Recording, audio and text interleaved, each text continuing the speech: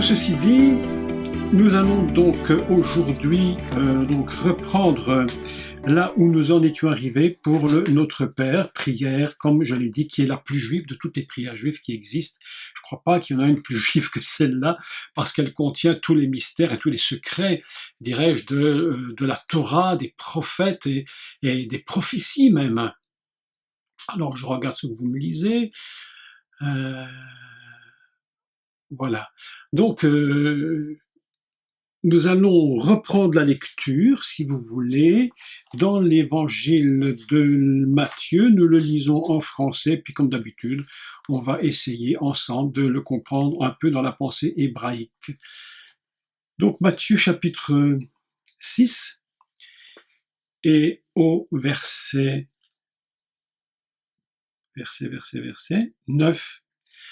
Donc, je rappelle dès le départ que les disciples demandaient donc à Yeshua comment faut-il prier. C'est très important parce que vous savez que même aujourd'hui, j'ai constaté qu'il était très très très difficile pour les gens de prier. Je ne sais pas si vous avez remarqué, lorsque vous donnez aux gens, lorsqu'ils ont une possibilité de prier, après 5 minutes, 10 minutes, et parfois même moins, ils ne savent même plus quoi dire, ils n'ont même plus rien à dire.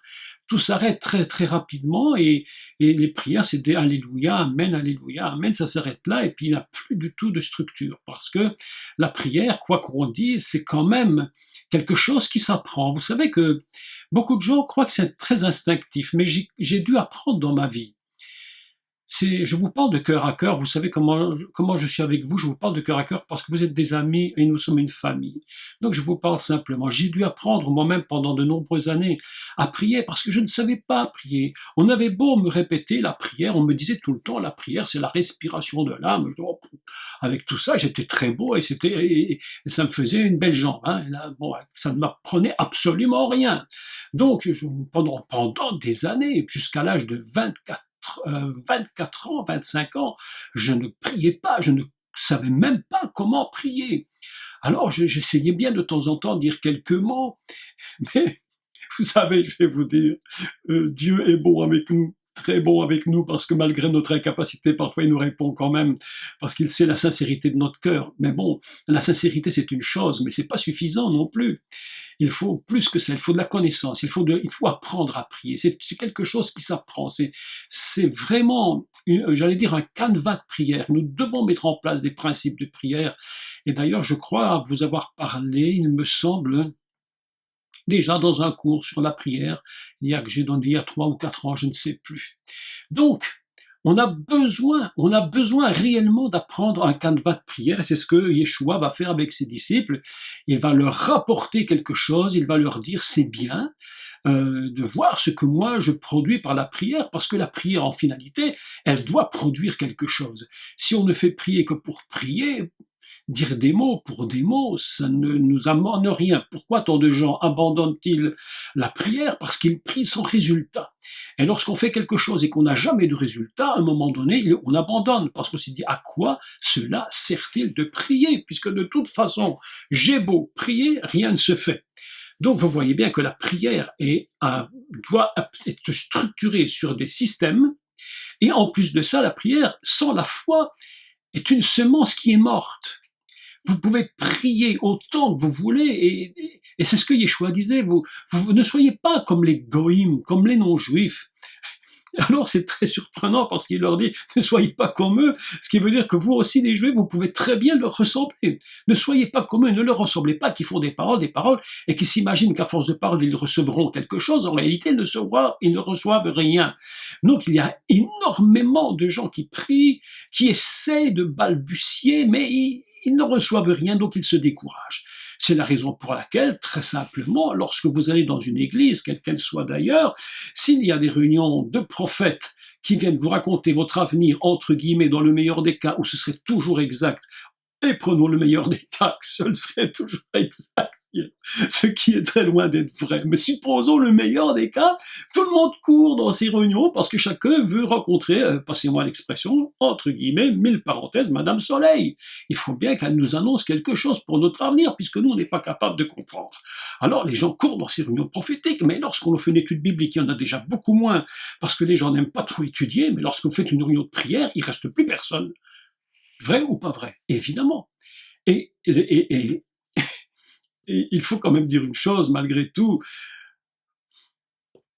dans les réunions de prière, très sincèrement, mais qui rencontre-t-on le plus? Ben, je vous le dis, c'est les femmes. Les hommes sont des gros machos, croyant toujours qu'ils dirigent la baraque. En réalité, qui c'est qu'on trouve dans les réunions de prière? C'est les femmes. Le plus souvent. Pourquoi? Mais parce qu'elles ont une capacité de construire ce que l'homme n'a pas. Elles ont une capacité de produire de la vie d'une façon absolument extraordinaire. La femme, c'est celle qui produit pendant 9 mois dans son propre corps la vie d'un autre. Elles ont cette capacité absolument fantastique. Le niveau du féminin est quelque chose d'absolument extraordinaire. C'est pourquoi, on l'a déjà dit, je le répète encore, mais il y a chez la femme un désir de produire, et la prière, c'est comme est-ce que j'oserais dire, c'est comme une femme qui est en gestation, une personne qui est en train de produire de la vie. Et la prière renferme la semence et le germe de la vie. C'est pourquoi, dans les réunions de prière, en général, nous nous rendons bien compte qu'il y a plus de femmes que d'hommes qui sont les grandes gagneuses d'âme. Hormis des grands évangélistes comme nous en avons connus dans les dizaines d'années passées, Billy Graham, T.L. Osborne et bien d'autres encore, qui aujourd'hui sont décédés, qui sont les grandes gagneuses d'âme dans le quotidien d'une maison, dans le quotidien d'une église. Les grands gagneurs d'âme, ce sont les femmes. Pourquoi? Parce qu'elles ont une capacité d'engendrer. Et cet engendrement, c'est ce que l'on trouve au niveau de la prière. La prière est un principe d'engendrement. C'est pourquoi une femme, je crois qu'elle a une capacité particulière. Néanmoins, je voudrais quand même pas excuser les hommes en leur disant « vous priez moins ». Je voudrais leur dire simplement « apprenez à prier ». Vous les hommes, apprenez aussi à prier. Vous les femmes, construisez une prière. Aujourd'hui, qu'est-ce que nous faisons encore pour le 3e cours? C'est décoder, mais quelle est cette prière que Yeshua va enseigner à ses disciples? Les disciples sont surpris, évidemment, parce qu'ils voient Yeshua et ils se rendent compte qu'il a des résultats alors qu'eux n'en ont pas, ou presque pas. Et ils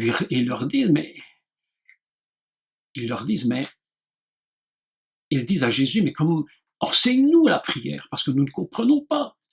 Et là, Yeshua, pour faire court et pour résumer un peu tout ce qui était dit, il va faire un long enseignement, à mon avis, faire un très long enseignement parce que cette prière, en réalité, doit être décodée. Et nous avons commencé il y a 2 semaines à décoder réellement ce qu'est la prière, de telle sorte qu'on ait un canevas de prière, qu'on puisse savoir comment rentrer dans la prière. Et la première chose que nous avons appris, je fais un résumé de tout parce que c'est le dernier cours, la première chose que nous avons appris, c'est que toute prière doit être absolument construite, non pas uniquement dans le terrestre, mais fondamentalement dans le céleste. Je suis en train de vivre ces derniers temps des expériences absolument formidables. Ici à la maison, nous vivons des moments extraordinaires parce que quelque chose est en train de se produire au niveau de notre pensée, au niveau de notre conception du royaume de Dieu. Et c'est pourquoi la prière de Yeshua, lorsqu'il parle, il dit que ton royaume vienne, qu'il vienne ce royaume sur cette terre, afin que de la terre et de le ciel ne soit qu'une seule et même unité.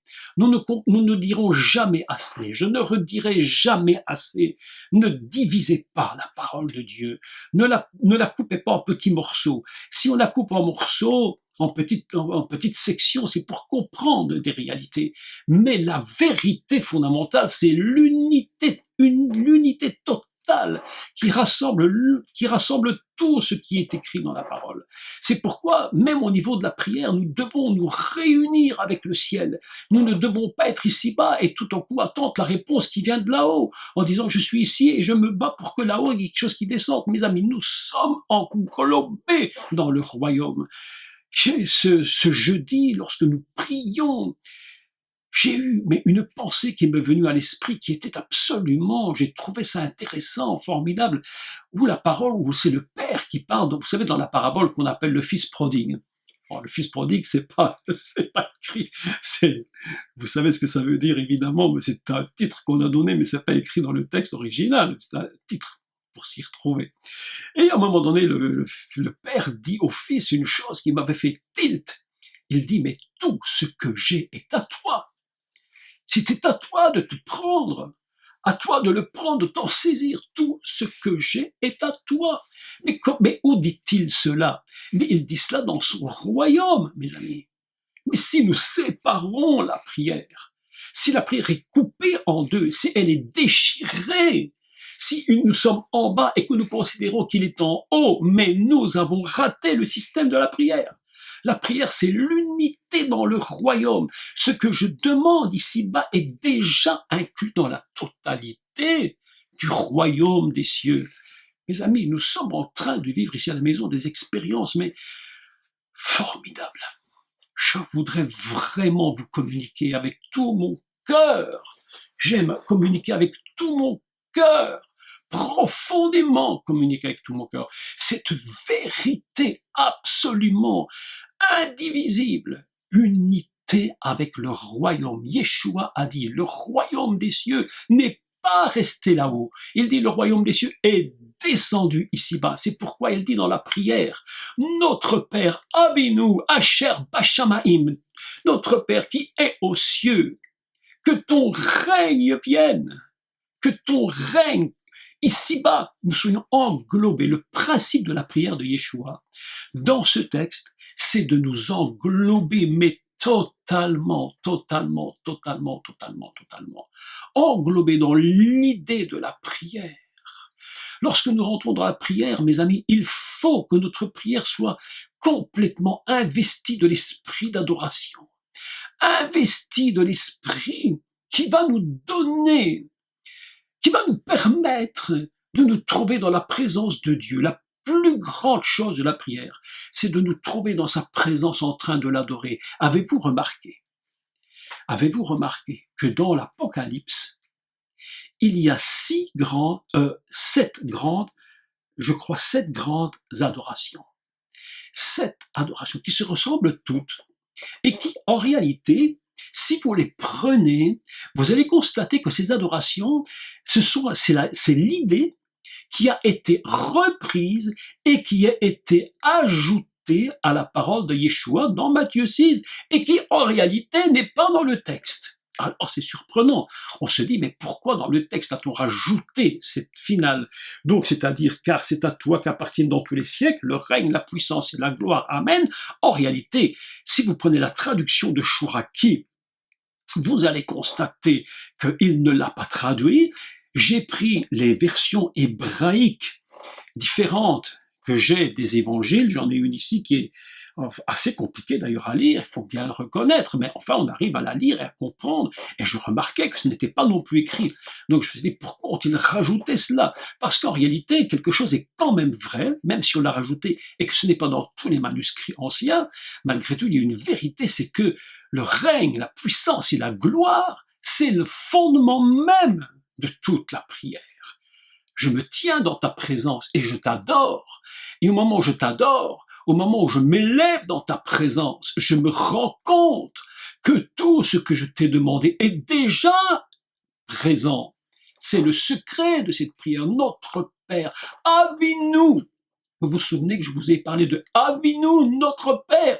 Mais à ce moment-là, le mot Avram disparaît. Avraham, c'est Avinu Ashamaim, Avinu Asher Bashamaim, notre Père, toi qui es là-haut, toi le Créateur. Et cette prière commence comme si c'était le début de la Torah. Le début de la Torah, ta volonté dans le ciel, ta volonté sur la terre. Nous avons l'impression que cette prière, et c'est plus qu'une impression, je crois que c'est réellement ça, la prière commence comme un début de création du monde. Lorsque tu commences de prier, et c'est comme si tu étais dans la création fondamentale du monde. Je suis en train de comprendre actuellement, mais vous imaginez, mais j'ose le dire, moi, je n'ai aucune honte, j'ose le dire, à 66 ans, je suis en train de découvrir un secret que je n'avais jamais découvert. Mais oui. Et lorsque j'en ai à 86 et peut-être 126, je dirais encore, j'ai découvert ce que je n'avais pas découvert. Parce que c'est infini et admirable, admirable. Notre Père, Avinu, Asher Bashamaim, qui est dans les cieux, Et Kadesh Mecha, que ton nom soit mis à part. Extraordinaire texte. Donc nous voilà en présence de Yeshua, le plus juif de tous les juifs, en train de dire aux disciples et de leur expliquer comment prier. Beaucoup de gens prient sur des choses toutes préparées d'avance. Parfois c'est intéressant, parfois ça manque de structure, qu'importe. Mais voilà que Yeshua est en train de leur parler. Et aujourd'hui, donc, après cette petite introduction, j'aimerais malgré tout que l'on puisse essayer de comprendre la partie suivante de cette prière, la troisième partie, qui, elle, est quand même assez surprenante. Elle m'a toujours beaucoup posé de problèmes. Ne nous induis pas dans la tentation. Il dit, Chouraki traduit, ne nous fait pas pénétrer dans l'épreuve. Alors je me suis dit, mais qu'est-ce qui se passe? Pourquoi est-ce qu'il faut te demander de ne pas nous faire pénétrer dans la tentation, dans l'épreuve? Et puis il est clair que dans l'épître de Jacques, au chapitre 1, il est dit que Dieu ne tente personne, il ne pousse personne à commettre des péchés. Ce n'est pas dans la nature de Dieu. Dieu ne peut pas faire quelque chose qui est contre sa nature. Sa nature, elle est ce qu'elle est elle-même dans son essence et il ne peut pas aller contre cette nature. Donc, lorsqu'il est dit que Dieu ne tente personne et qu'il ne pousse personne à pécher, la prière devient très surprenante. Comment se fait-il qu'il écrit « Ne nous fais pas pénétrer dans l'épreuve, ne nous laisse pas rentrer dans la tentation ». Donc, je me suis dit, et puis il va dire une chose encore, il va dire, et je prends la traduction de Chouraki parce que j'ai trouvé tellement intéressante. Il dit, mais délivre-nous du mal, mais lui il traduit, délivre-nous du criminel. Alors, malgré tout, quelque chose est en train de faire, une lumière est en train de s'allumer. Mais qui est ce criminel? Ne nous laisse pas rentrer avec, ne nous laisse pas prendre avec ce criminel. Alors, je me suis dit, mais puisque la prière de Yeshua, notre Père qui est aux cieux, mais comment faut-il retourner? Où faut-il retourner pour comprendre réellement ce qui se passe? Mes amis, pour retourner, il faut toujours retourner au départ. Et le départ du départ, c'est évidemment le livre de Bereshit, la Genèse. Il est le commencement, celui qui nous révèle tout le fonctionnement de l'humain. On l'a déjà dit, on le répétera encore 1 milliard de fois, et vous m'en voudrez pas, mais que la Torah n'est pas un livre d'histoire pour un livre d'histoire. Si c'était qu'un livre d'histoire, qu'est-ce que vous voulez? Si ce n'était qu'un livre d'histoire. Mais c'est un livre qui nous apprend comment nous comporter. Donc, je me suis dit, mais lorsque tu parles de la tentation, et du tentateur, et du criminel, et du mal, mais de quoi et de qui s'agit-il? En fait, si nous retournons dans la Torah, nous allons voir la première tentation, qui, elle, il faut comprendre que cette première tentation, pour beaucoup de gens, s'est produite il y a des milliers d'années. En réalité, pas du tout. Puisque le livre de la Torah est un livre intemporel, cette première tentation, c'est la nôtre, celle de tous les jours, celle que nous pouvons connaître chaque jour, vous et moi. Et quelle est cette première tentation? La première tentation dans laquelle il ne faut pas tomber pour tomber dans le piège du criminel, c'est-à-dire du serpent, du Nachash, c'est de toujours mettre en premier devant nous, ce que représente l'arbre de la vie. C'est pourquoi cette prière est construite de telle façon que pour commencer, il faut savoir quel est notre positionnement par rapport au commencement de notre prière. Comment fonctionnons-nous? Est-ce que quand je prie, j'ai déjà les yeux fixés sur le Seigneur, sur Dieu lui-même, sur la vie elle-même de Dieu? C'est pourquoi il commence notre Père qui est aux cieux. C'est ça le fondement de la prière. J'ai compris que toute la source de l'énergie divine, elle commence avec notre Père qui est aux cieux. Et que ta volonté soit faite. Et vous vous souvenez que je vous ai dit que ton nom Shemo et Ratson, sa volonté, c'est deux mots dont la valeur numérique est de 345, c'est-à-dire le nom et la volonté de Dieu, c'est exactement la même chose. Donc, qu'est-ce que Dieu nous dit? Qu'est-ce que Yeshua dit à travers cette prière? Il dit que le nom sublime de Dieu et sa volonté sont identiques. Comment commence la tentation? C'est lorsque le nom sublime perd pour nous de sa valeur. Lorsque le nom sublime, nous le connaissons mais que nous le divisons. C'est le premier fondement de la tentation. C'est de casser le nom de Dieu. Vous vous souvenez combien j'avais expliqué nombre de fois que le but du serpent, c'était de briser l'unité divine. Bien sûr qu'il sait que l'humanité est construite avec le principe de l'éternité. Donc, que va-t-il faire? Il va couper le nom en Dieu et c'est le début de la tentation. Lorsqu'il a la capacité de venir briser ce nom en nous et que nous ne voyons plus que le bas, c'est-à-dire le niveau création de Dieu, et que nous perdons le niveau d'éternité de Dieu et la prière s'écroule. La prière s'écroule, mes amis, c'est impossible autrement. Toute prière qui porte du fruit est une prière qui est unie avec le céleste et avec le terrestre ensemble. Et que fait le Mashiach? Et la Bible nous enseigne qu'il est venu pour réconcilier l'ensemble. Vous vous souvenez que Dieu avait séparé pour qu'on puisse avoir de l'autonomie, mais maintenant il va vouloir réconcilier pour que nous comprenions qu'une prière qui n'est pas construite sur le principe de l'éternité est une prière qui est une prière sans germe.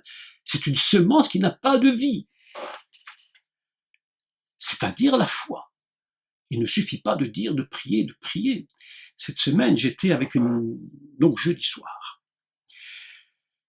J'étais avec nos amis, nous prions pour vous, nous prions, et nous avons des moments magnifiques. Et j'étais avec une dame qui était là dans sa maison, qui nous reçoit. Je vous parle très simplement entre nous comme ça de ce qui se produit, parce qu'il faut expliquer les choses sur le terrain. On peut faire de la théorie, mais le terrain est meilleur. Et cette dame avait une maison depuis des années, elle habite là depuis 40 ans avec une vieille salle à manger, pas possible. Écoutez-moi bien. Je vais vous dire quelque chose, je vais vous en donner un enseignement qui vient du fond de mon cœur. C'est ici que ça se passe. Cette dame, je lui dis, mais tu pries, est-ce que tu crois que Dieu peut répondre à ton besoin d'avoir une nouvelle salle à manger? Certains chrétiens diront, oui, mais ça c'est pas important, mais je vous dis que c'est important. Parce que la foi, elle dit tout ce que tu demanderas au Père en mon nom et tout ce que tu désireras en mon nom, il leur sera accordé, quelle que soit la chose. Mes amis, écoutez. Je lui dis, mais qu'est-ce que tu fais? Qu'est-ce que tu fais concrètement pour obtenir cette salle à manger? Est-ce que ta foi est suffisamment grande? Ou est-ce que tu vas chercher? Alors, et je me rends compte immédiatement qu'en fait, elle dit, mais elle ne fait pas. Elle dit croire, mais en réalité, la foi est morte. Parce que la foi sans les œuvres est morte. Donc, je lui écoute, ce que tu dois faire. Tu pries, c'est bien, mais que vas-tu faire maintenant? Comment vas-tu mettre ta foi en action? Alors je lui ai proposé, écoute, je veux débloquer ta foi. Parce que mes amis, écoutez-moi, la foi, elle doit être débloquée à certains niveaux. La foi ne peut pas rester enfermée dans une coquille. La coquille, c'est l'extérieur. Il faut briser l'extérieur pour que le germe sorte. Et parfois, on a besoin d'aide pour briser la coquille. Si nous ne brisons pas, et si quelqu'un ne vient pas parfois nous aider à vous donner un coup, Pour briser la coquille, toujours vous resterez enfermé. Et vous dites, j'ai la foi, mais rien ne se produit.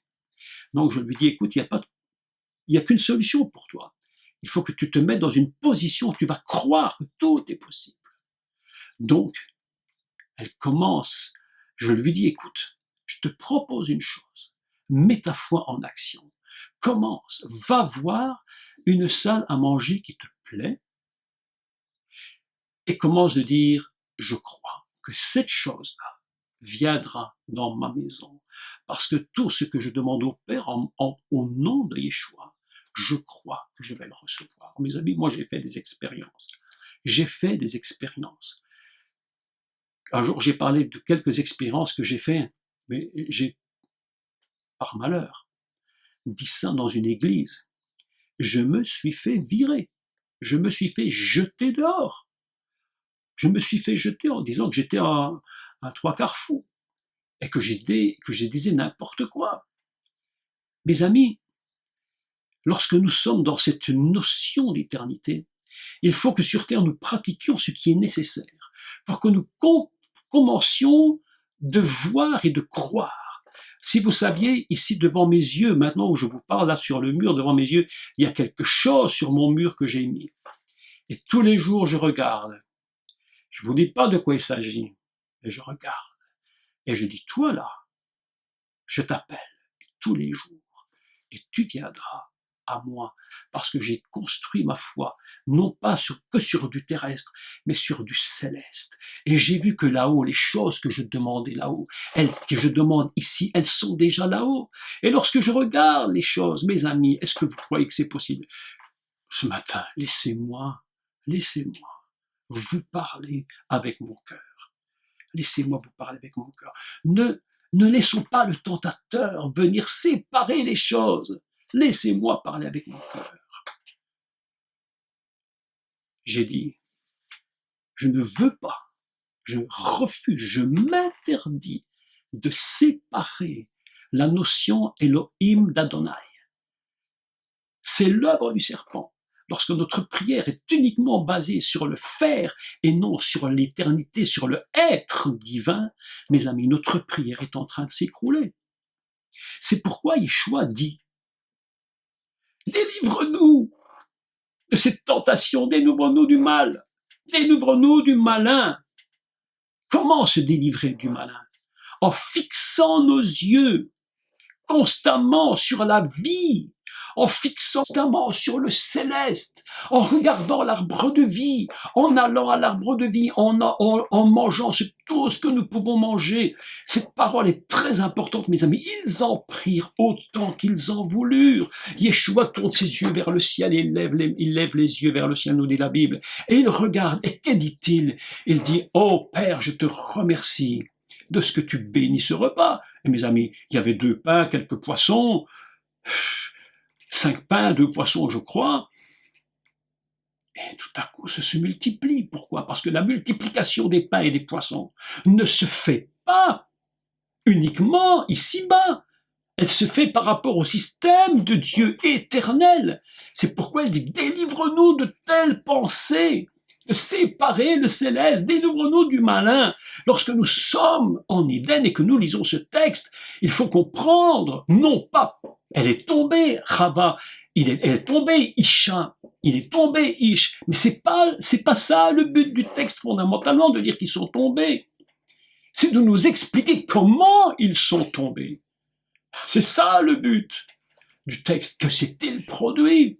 C'est pourquoi la prière de Yeshua est absolument fantastique, où il dit, ne nous induis pas dans la tentation, délivre-nous, ne nous laisse pas entrer là-dedans, fais quelque chose, je viens à toi Yeshua pour que tu m'aides, que je comprenne, ne nous laisse pas tomber. Il faut que mes yeux s'ouvrent pour que ma prière soit efficace. Je ne veux plus, mes amis, je ne veux plus de prière inefficace. Je ne veux pas passer du temps à prier s'il ne se passe rien. Mes amis, tu ne rentres pas dans ta voiture et tu n'allumes pas la clé du contact. Tu n'allumes pas la clé du contact de ta voiture alors que tu sais qu'il n'y a pas d'essence dans le réservoir. Mais tu persistes et tu persistes. Mais tu tournes la clé, mais rien ne se fait. Boum, boum, boum, boum. Et puis tu te dis, mais qu'est-ce qui se passe? Mais mes amis, mais tu le fais une fois, tu le fais pas 2 fois. Vite, tu vas chercher un bidon d'essence ou de gasoil, tu remplis ton réservoir. Je ne veux plus de ces prières, mes amis. Je ne veux plus que vous ayez ce style de prière. Je vous parle avec un cœur, mais tellement sincère aujourd'hui. Je veux que vos prières fonctionnent. Je veux que que vous priez fonctionne et que vous receviez notre Père, Avinu, Asher Bashamaim, qui est au ciel. Et Kadesh Becha, que ton nom est à part de tous les noms. Je ne peux pas le séparer. Je ne peux pas le diviser. Je ne peux pas m'en séparer. C'est pourquoi je me tourne vers toi. Et comme je vous l'avais expliqué la fois précédente, tu es le pain de vie. Tu es celui qui me donne la nourriture. Je passe de Manhu à Miata, à qu'est-ce que c'est? À celui qui est. C'est ça le secret que Yeshua enseigne à ses disciples. La prière du Notre Père, mais combien en ont fait une récitation? À la limite, pour eux, ce n'est que des mots, mais rien n'est compris. Je vous dirai quand elle aura sa salle à manger. Je vous le promets. Ah, mes amis, je vous dirai encore quelques secrets, mais pas aujourd'hui, concernant ces choses de la foi. Être dans la foi, c'est connaître la pensée divine, hébraïque fondamentale. Qu'est-ce que Dieu nous dit dans sa Torah? Comment nous révèle-t-il le commencement de toute chose? La prière est un commencement de toute chose. Et puis cette prière va se construire sur des principes évidents et que nous ne pourrons jamais éviter. Notre Père qui est aux cieux, que ton nom soit mis à part et que le règne vienne ici-bas. Yeshua dit, je répète, le royaume des cieux est descendu parmi vous. Lorsque tu pries, ne te sépare pas du royaume. Je te supplie, ne le regarde pas là-haut et toi ici, mais unis-toi dans le royaume. Unis, que ton royaume vienne et que ta volonté, c'est-à-dire le nom, que ta volonté soit faite où? Sur la terre. Et la traduction hébraïque nous dit, comme elle est faite là-haut, au ciel, dans les ciels. Oh, mes amis, écoutez-moi. Et puis il dit, donne-nous notre pain. Et puis il dit, pardonne-nous nos offenses. On en avait parlé la semaine précédente. Parce que sinon, si tu n'es pas dans l'image de Dieu, si tu n'as pas dans cette image du Père qui pardonne dès le commencement, mais toi-même, si tu n'es pas dans son image, il va te dire, mais tu m'as vu faire, pourquoi tu ne le fais pas? Tu te dis que tu es enfant de Dieu, mais tu ne le fais pas, alors que tu me vois le faire, fais-le, sinon moi-même, je ne pourrais pas agir pour toi. Ah, mes amis. Et puis il dit, mais délivre-nous, s'il te plaît, c'est-à-dire, délivre-nous de cette épreuve, délivre-nous de ce criminel. Criminel de quoi? Criminel parce qu'il a coupé le nom de Dieu en deux et il l'a séparé. Il a dit maintenant, débrouille-toi avec ton Elohim, débrouille-toi avec lui, et puis fiche-moi la paix avec l'éternité. C'est pas ton problème. Ah non, non, non. Et là, le mensonge du diable, le mensonge du serpent prend une valeur, mais inimaginable. Et c'est pourquoi Yeshua leur dit cette parole. Lorsque tu pries, mais tu dois le dire. Ça doit faire partie de ta nature entière. Tu ne peux plus te séparer de rien de cela. C'est un ensemble, mes amis. Si nous ne pardonnons pas, comment Dieu nous pardonnera-t-il? Et si il ne nous pardonne pas, parce que nous n'avons pas reconnu qu'il le fait, que nous sommes capables de le faire. Vous savez que le pardon, avant de prier, c'est un choix. Il y a des gens qui croient que le pardon est un sentiment, mais avant d'être un sentiment, il est un choix. Tu aimeras l'Éternel ton Dieu de tout ton cœur, de toute ton âme. C'est pas un sentiment d'abord, c'est un choix. Je te dis, tu l'aimeras de tout ton cœur. Choisis. Yeshua l'Éternel va dire à Yeshua, Josué, il va lui dire, mais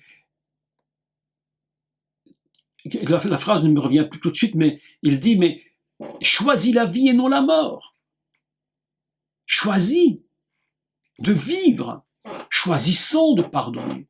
Je me mets dans la prière et pour que ma nature soit totalement liée avec celle du Père, avec celle du Père, avec le royaume, avec le pardon et sa volonté. Je choisis de pardonner. Tu dis, mais je ne le sens pas. Mais je ne te demande pas de le sentir. Je te demande de pardonner. Au moins, fais-le dans ton cœur. Mais cette personne ne veut pas recevoir mon pardon. Mais ne t'occupe pas, ne t'occupe pas, ne t'occupe pas, qu'elle reçoit ou qu'elle ne reçoit pas. Les gens font ce qu'ils font. Pardonne même le voleur, Yeshua va dire quelque chose absolument, il dit, si on te vole ta tunique, donne encore ton manteau. Ça veut dire coupe la coupe, c'est ce lien qui te met dans une situation dramatique par rapport à ce qu'on t'a fait.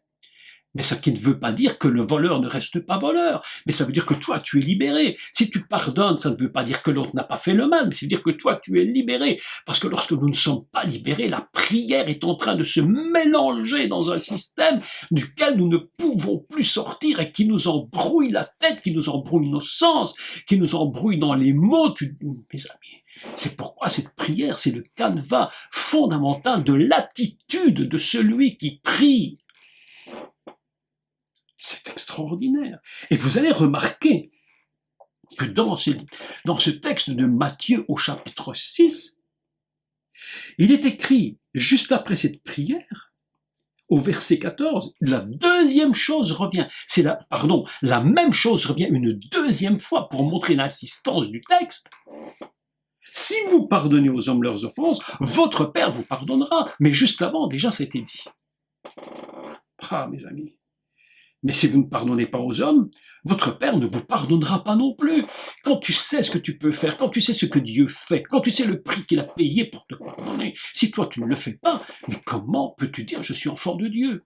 Mes amis, il y a beaucoup de gens dans notre vie, beaucoup de gens qui nous ont fait énormément de mal, beaucoup de gens. Mais il y a une chose que j'ai fait, que j'ai décidé, c'est de ne pas tenir rancœur. Parce que la rancœur nous détruit chaque jour. Elle ferme la porte du ciel.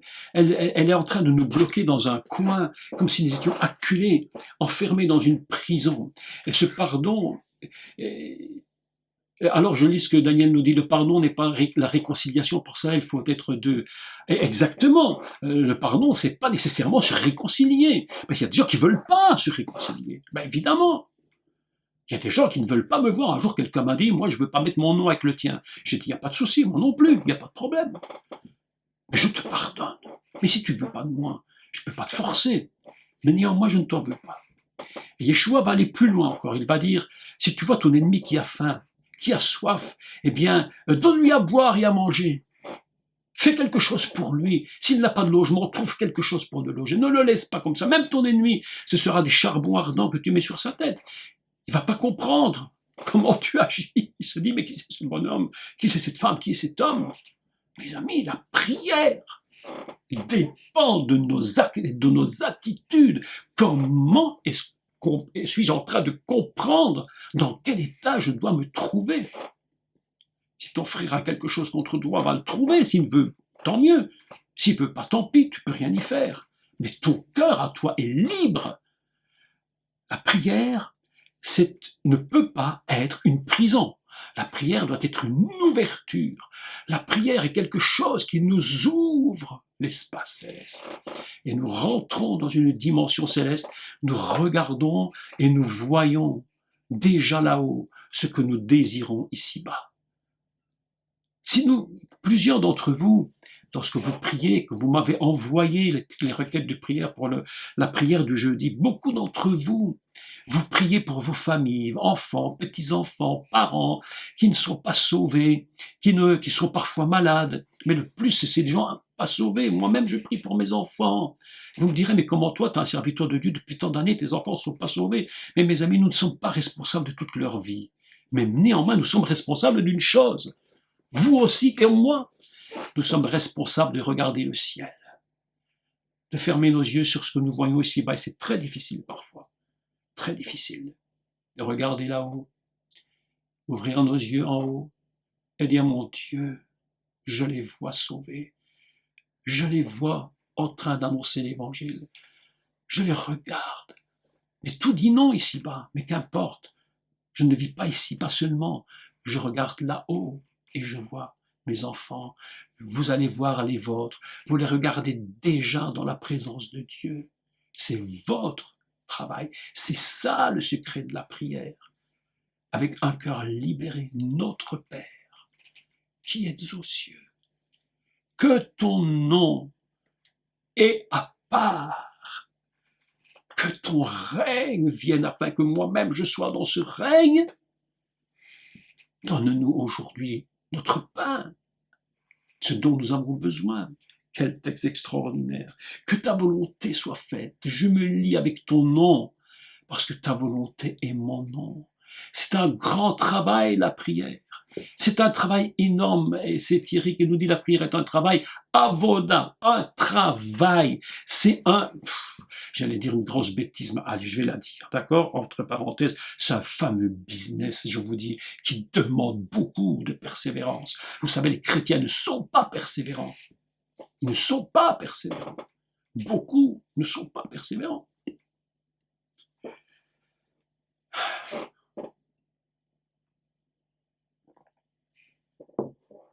Beaucoup de chrétiens commencent de prier, et si après un mois ils ne voient rien, une semaine, 15 jours, un an, ils abandonnent la prière.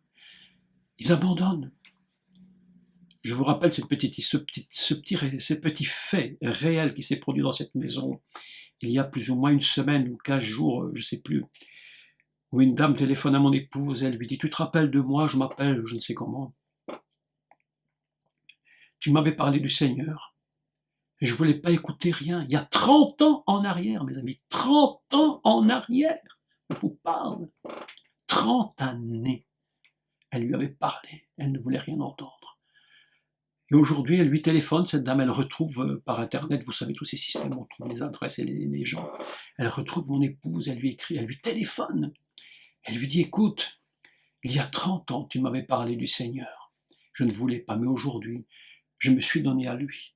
Et vous savez quoi? Pendant 30 ans, mes amis, 30 années, sans plus jamais la voir, mon épouse continuait de prier, de prier. Ah là là là là là là, si vous connaissez mon épouse, vous allez voir, mes amis, vous allez voir une femme de prière, une femme d'une persévérance que j'avoue ne pas avoir moi-même. Ah, quelle force!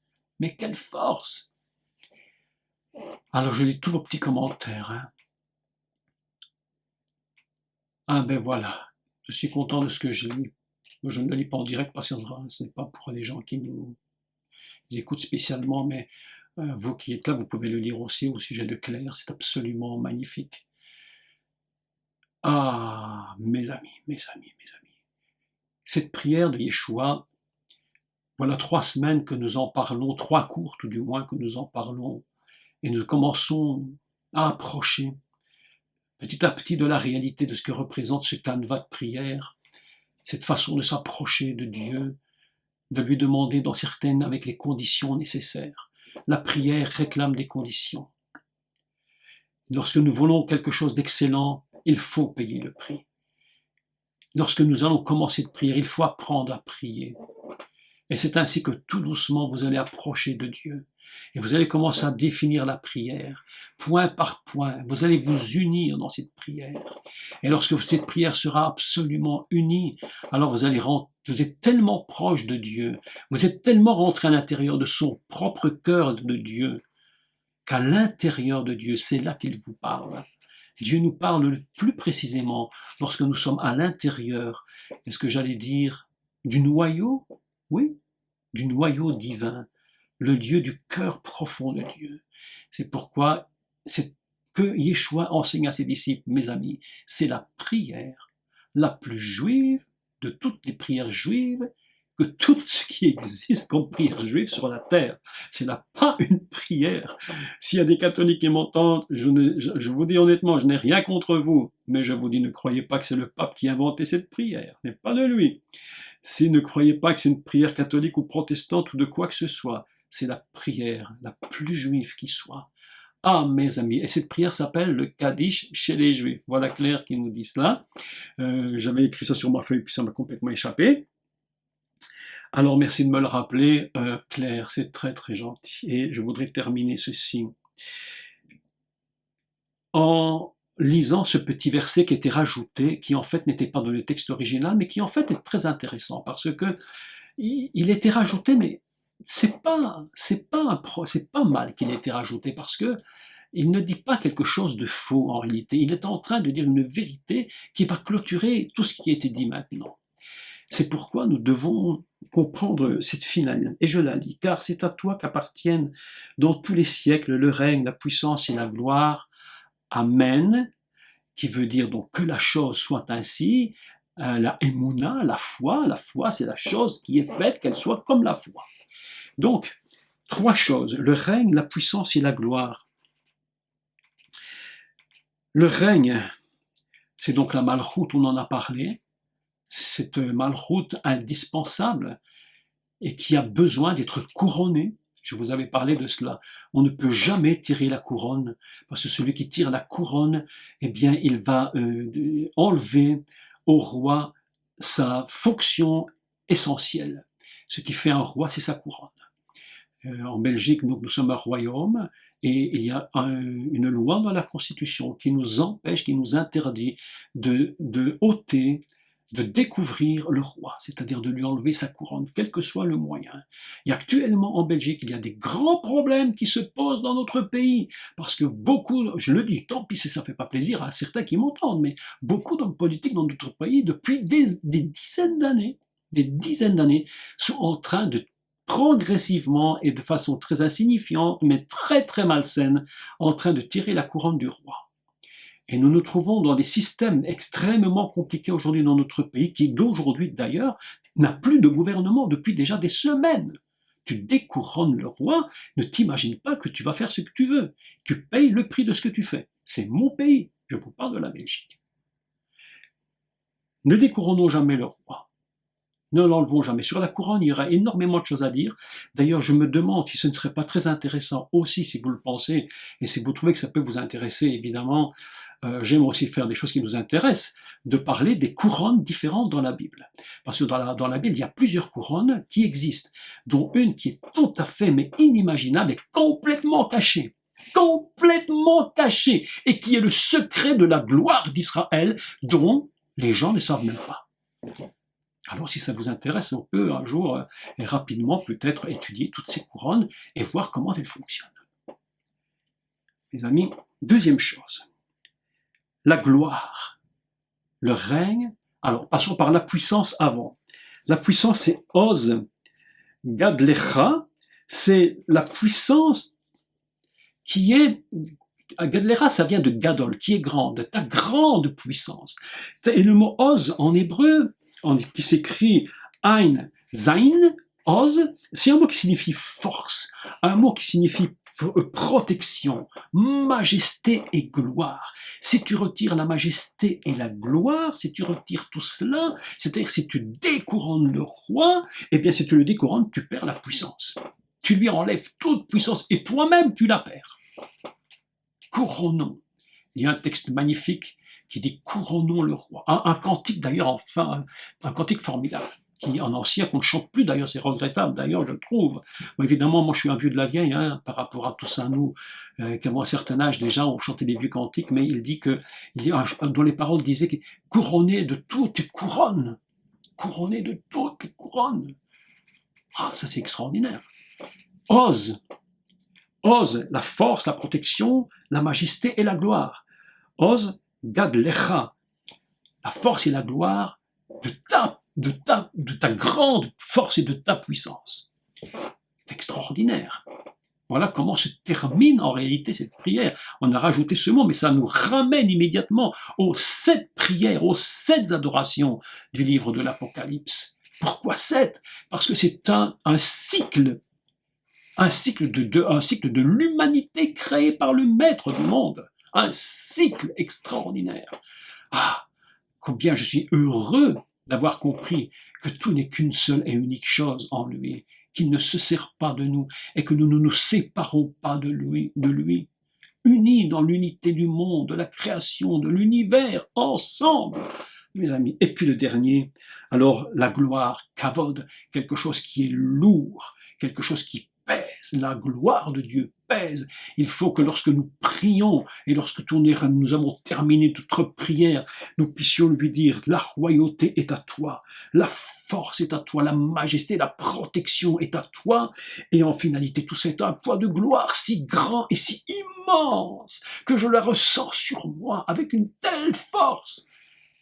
Et lorsque je la ressens sur moi, alors je ne fais qu'une chose, mes amis. Je vais devant le Père. Ah mon Dieu, aide-nous à comprendre ce que je dis. Je me prosterne à ses pieds, et vous savez ce que je fais, et ce que vous devez faire. Vous prenez la couronne qu'il vous a donnée, et vous la prenez, vous la tirez, et vous la jetez à ses pieds en lui disant, toute couronne te revient, toute gloire est à toi. C'est pourquoi il est écrit, rendez gloire à Dieu. Alors on peut le comprendre dans deux sens. Rendez gloire à Dieu, c'est-à-dire je te loue, je te donne gloire, mais ça veut dire aussi toute la gloire que tu as mis chaque jour. Elle est tellement lourde que si je la garde pour moi seul, elle va m'écraser. Alors je la prends et je te rends cette gloire parce qu'elle t'appartient. Que Dieu nous bénisse tous.